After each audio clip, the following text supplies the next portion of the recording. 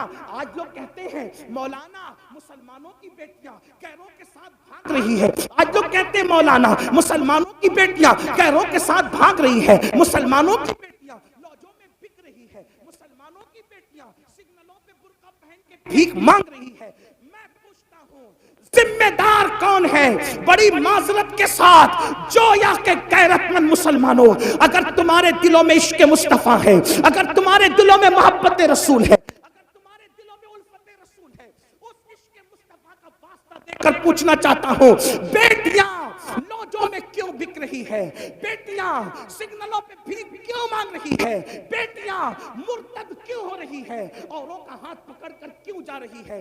ذمہ دار کون ہے؟ کیا وہ بیٹی جس نے کسی کا ہاتھ تھام لیا صرف وہ ذمہ دار ہے؟ نہیں نہیں، بلکہ ذمہ دار ہم سب ہیں، ذمہ دار پورا معاشرہ ہے۔ اس کی وجہ صلی اللہ علیہ وسلم، کھلے کھلے دل سے ذرا عاشقوں کی طرح سب درود شریف پڑھ لیں۔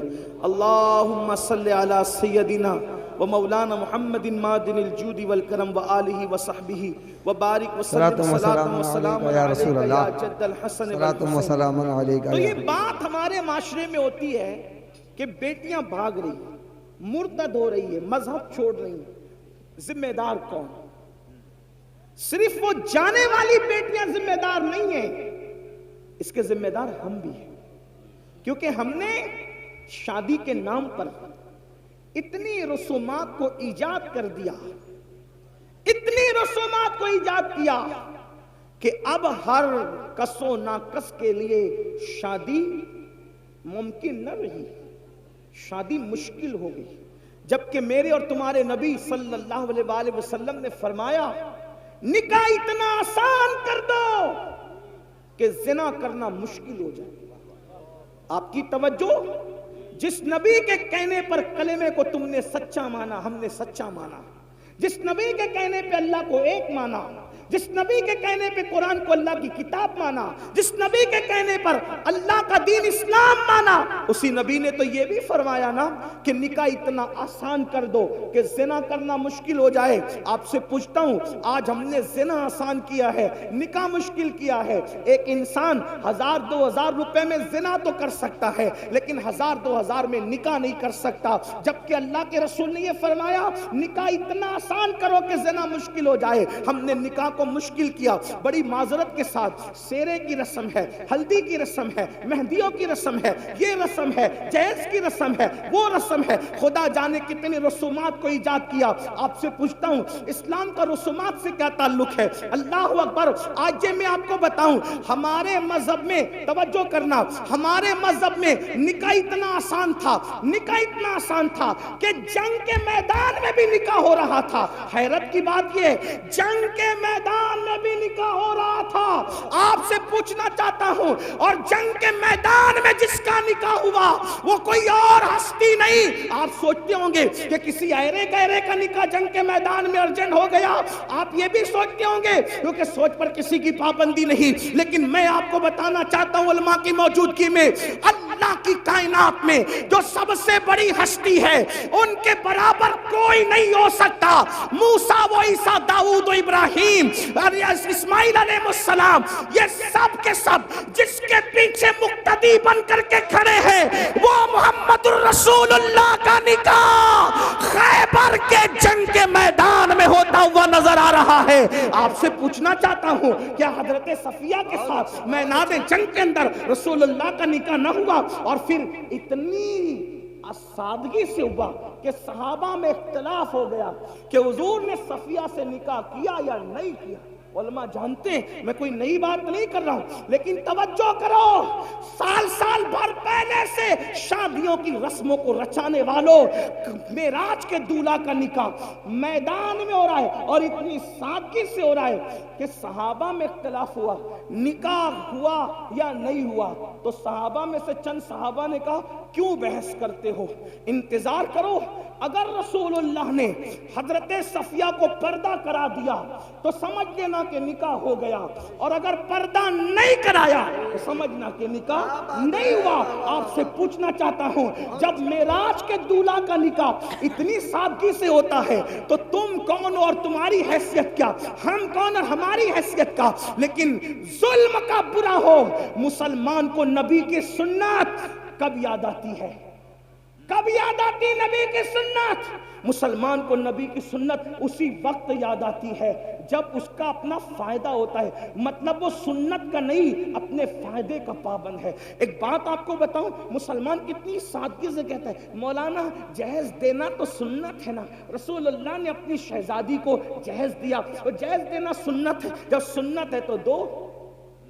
ہم نے کہا یہ بہت بڑے محققین اور علماء ہیں، میں ایک بات آپ سے کہتا ہوں، ہمت کہہ کے کہتا ہوں، اگر غلطی ہوگی تو ابھی اصلاح ہوگی، اور اگر یہ اصلاح کر دیں گے ابھی کر دیں گے، اگر صحیح کہہ رہا ہوں اور غلط کہہ رہا ہوں تو اصلاح کر دیں گے، صحیح کہہ رہا ہوں تو آپ کو ماننا چاہیے۔ رسول اللہ نے اپنی بیٹی کو جہیز نہیں دیا، جہیز دینا کوئی سنت نہیں،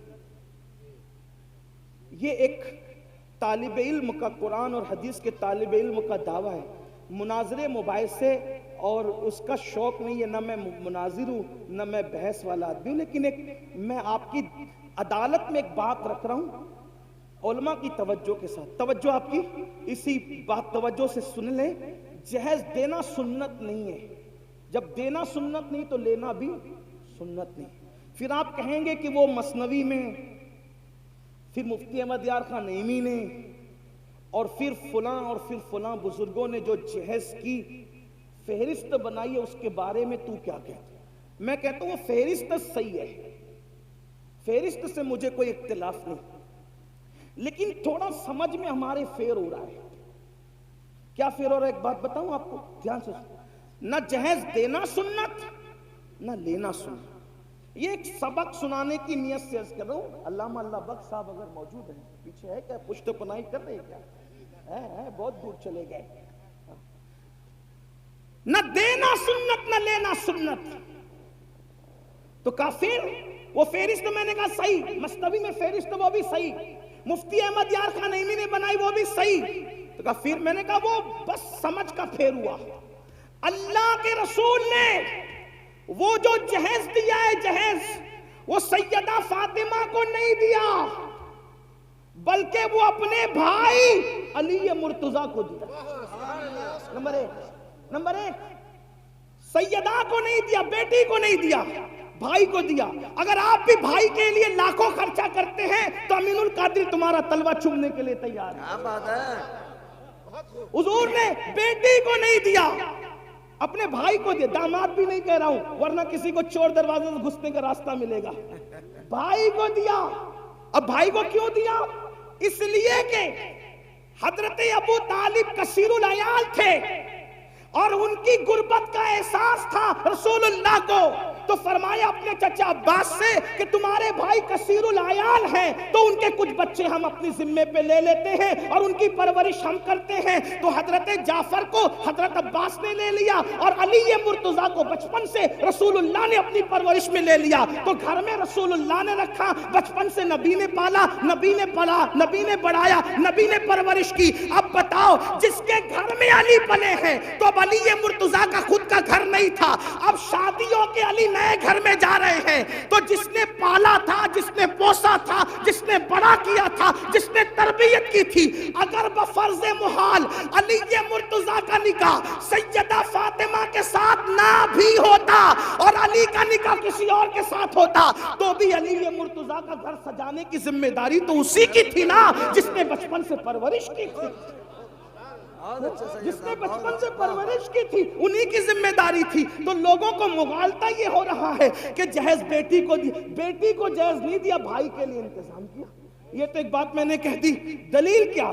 اب دلیل سن لیں۔ ایک کھجور، توجہ، ایک کھجور کسی ماں یا باپ کے پاس آئے اور وہ دو بچوں میں برابر برابر تقسیم نہ کرے تو اللہ کے رسول فرماتے کھجور کی غلط تقسیم کرنے پر بھی اللہ کو جواب دینا پڑے گا۔ بچوں کے ساتھ برابری کا یہ حق ہے، اس کو ایک مرتبہ بوسہ لیا تو دوسرے بچے کا حق ہے کہ اس کو بھی ایک بار لے لے۔ جو مذہب بوسہ لینے میں برابری دیتا ہو بچوں کے لیے، تو اب سنیں، میرے نبی کی ایک بیٹی تو نہ تھی نا، ہمارے عقیدے میں، اہل سنت کے عقیدے میں نبی کی کتنی شہزادیاں ہیں؟ 4. کتنی ہیں؟ 4. جو مل کے بولے کتنی ہیں؟ 4 مانو، کیونکہ دوسرے ہیں جن کو 4 ہضم نہیں ہوتی، کچھ ایسے ہیں جن کو 4 سے ہی نفرت ہے. جی جی سبحان اللہ. نہ 4 خلفاء مانتے ہیں، نہ 4 شہزادیاں مانتے ہیں، انہیں تکلیف ہے اور وہ پورا زور لگا رہے ہیں ایک ہے ایک ہے ایک ہے. ہم نے کہا 4 ہیں، ہمارے پاس قرآن سے دلیل. ہمارے پاس دلیل کہاں سے؟ علماء موجود ہے. یہ ابن کثیر نے کہا اور یہ اس نے کہا اور اس نے کہا، میں نے کہا جب قرآن کہہ دے تو پھر کوئی کثیر نہیں، کوئی کامل نہیں، کچھ نہیں. جس کی بات قرآن سے ٹکرائے گی، اگرچہ وہ ہمارا سب سے بڑا امام کہلائے، پھر بھی ہم اس کی بات نہیں مانیں گے، کیونکہ قرآن، صاحب قرآن ہمارے لیے پہلے نمبر پر ہے. صحیح بات ہے، یہی تو ہے نا. ہمارے امام نے جب اعلان کیا کہ میرا کوئی قول حدیث سے صحیح سے ٹکرا جائے اسے چھوڑ دیا جائے، یہی ہے ہمارا اصول. اب قرآن کیا کہتا ہے؟ یا ایھا النبی، توجہ قرآن کہہ رہا ہے. جو نبی کی 4 بیٹیاں نہیں مانتے نا، ان کی طرف توجہ دلانا چاہتا ہوں. یا ایھا النبی، اے نبی، قل لازواجک وبناتک ونساء المؤمنین، اے محبوب آپ فرما دیں، اے نبی آپ کہہ دیں کس سے؟ لازواجک، اپنی بیویوں سے، وبناتک، اپنی بیٹیوں سے. چھوٹا سا بھی عربی کا طالب علم ہو تو وہ جانتا ہے عربی زبان کی بلاغت اور وسعت یہ ہے کہ عربی کے ہاں واحد جمع نہیں ہے صرف، بلکہ واحد ہے، تثنیہ ہے، پھر جمع قلت ہے، جمع کثرت ہے. صحیح. اب قرآن یہ بتا رہا ہے اگر ایک بیٹی ہوتی تو قرآن کیا کہتا؟ کل ازواجک و بنتک. لیکن قرآن بنتک نہیں کہہ رہا ہے، کیا کہہ رہا ہے؟ بناتک. واحد بھی نہیں ہے، تثنیہ بھی نہیں ہے، بلکہ جمع ہے. اب اگر اس کو جمع قلت بھی مان لیا جائے تو کم سے کم 3 ماننا پڑے گا. آپ کم سے کم تو آپ کو 3 ماننا پڑے گا. 3 سے کم پر تمہاری جان نہیں چھوٹ سکتی. اس سے پتا چلا جب قرآن نے کہہ دیا وَبَنَاتِكَ، آپ اپنی بیٹیوں کو حکم دے تو ماننا پڑے گا نبی کی 1 نہیں تھی بلکہ نبی کی 3 سے زائد بیٹیاں. اب جب یہ مان گئے، اس پہ کوئی تفصیل بات نہیں کرتا، علماء جانتے ہیں، آپ کو مزید وہ سمجھا دیں گے. تو جب نبی کی 4 بیٹیاں ہیں اور آپ کہتے ہیں سیدہ فاطمہ کو جہیز دیا، کس کو جہیز دیا؟ تو آپ کو یہ بھی ماننا پڑے گا سیدہ زینب بنت محمد کو بھی جہیز دیا. آپ کو یہی ماننا پڑے گا سیدہ رقیہ بنت محمد کو بھی جہیز دیا. آپ کو یہ بھی ماننا پڑے گا سیدہ ام کلثوم بنت محمد کو بھی جہیز دیا. تو اب اگر آپ سیدہ فاطمہ کا جہیز ثابت کرتے ہو تو آپ کی یہ ذمہ داری ہے کہ حضرت زینب، حضرت رقیہ، ام کلثوم کا بھی جہیز آپ ثابت کر کے بتائیں کہ حضور نے کیسے جہیز دیا. اور یہ بات یاد رکھنا، جب ان کو نہیں دیا تو پھر نبی کے انصاف سے یہ بعید ہے کہ جو نبی بوسہ لینے میں برابری کی بات کرے، جو نبی کھجور کی تقسیم میں برابری کی بات کرے. یہ کیسے ہو گیا کہ ایک بیٹی کو جہیز دیا اور 3 بیٹیوں کو جہیز سے محروم رکھا؟ معاذ اللہ ثم معاذ اللہ. اب اس سے بڑھ کر ایک دلیل یہ تو تم اور میں ہے جو سنتوں کو معاذ اللہ عمل نہیں کرتے، سنتوں پر توجہ نہیں کرتے. لیکن آپ سے پوچھنا چاہتا ہوں، چلے جس علی کو جہیز ملا تھا ان کو تو پتا ہے نا کہ رسول اللہ نے بیٹی کو جہیز دیا، تو پھر علی مرتضیٰ نے بھی اپنی بیٹیوں کا نکاح کیا.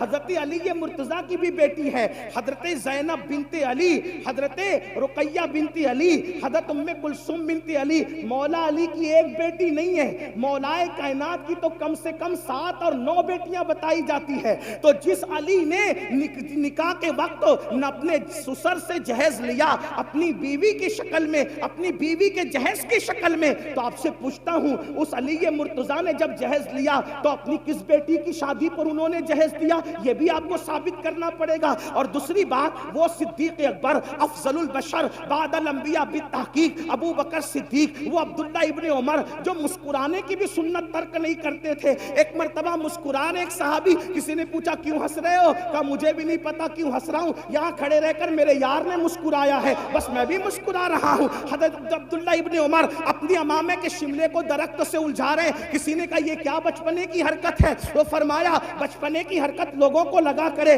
دراصل ایک سفر میں نبی کے ساتھ تھا, نبی کا شملہ درخت سے الجھ گیا, میرا نہیں الجھتا, اس لیے الجھا کر کے اس سنت پر عمل کر رہا ہوں. آپ سے پوچھنا چاہتا ہوں, جو مسکرانے کی سنت نہ چھوڑے, جو ہڈی چوسنے کی سنت نہ چھوڑے, جو اللہ اکبر, جو درخت سے شملہ الجھانے کی سنت نہ چھوڑے, ارے وہ سب تو اپنی جگہ. رسول اللہ نے جو کام کلی کیے بغیر کیا, وہ بھی کلی کیے بغیر کر کے وہ کام اس سنت پر عمل کرتے نظر آ رہے ہیں. آپ سے پوچھنا چاہتا ہوں, وہ اتنے سنتوں کے پابند تھے, انہوں نے تو یہ بات کہی ہوتی, کیا 1450 سال کے بعد ہندوستان میں یو پی والوں کو یہ سنت سمجھ میں آئی, بہار والوں کو یہ سنت سمجھ میں آئی, بنگال والوں کو یہ سنت سمجھ میں آئی؟ ابو بکر صدیق سیدہ فاطمہ کے نکاح رخصتی کے چشمدید گواہ ہے. اگر انہوں نے جہیز دیتے ہوئے رسول اللہ کو دیتا دیکھا ہوتا تو صدیق اکبر بھی تو اپنی بیٹی کو جہیز دیتے. صدیق اکبر نے جہیز نہیں دیا, فاروق اعظم نے جہیز نہیں دیا, عثمان غنی جیسے غنی اور مالدار نے جہیز نہیں دیا, اور آپ کہتے ہیں جہیز دینا سنت ہے. یہ ذمہ داری تو میرے ان محقق بھائیوں کے سر پر ہے جو ہم پر مسلط کرنے کے جہیز دینا سنت. محقق سے مراد علماء نہیں ہے, محقق سے مراد یہ ہوٹل پہ بیٹھے ہوئے لوگ ہیں جو بغیر علم کے فتوی. علماء نے تو کبھی تائید کی ہی نہیں. ارے کیا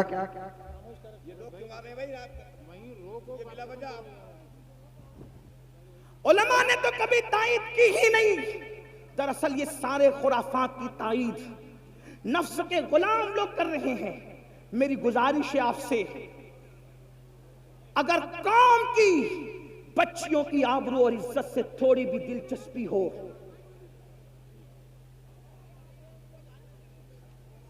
شاید حضرت تشریف لا چکے ہیں, ہماری محفل کے خصوصی خطیب حضرت علامہ شاکر علی نوری صاحب قبلہ حضرت کا استقبال فرما لیں, اور پھر اس کے بعد آگے کا پروگرام بقیہ تقریر پھر کسی موقع پر.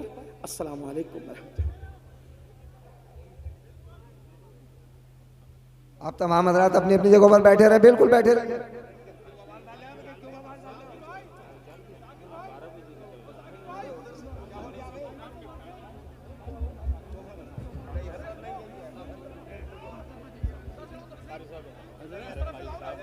حضرات ابھی آپ نے تقریر سن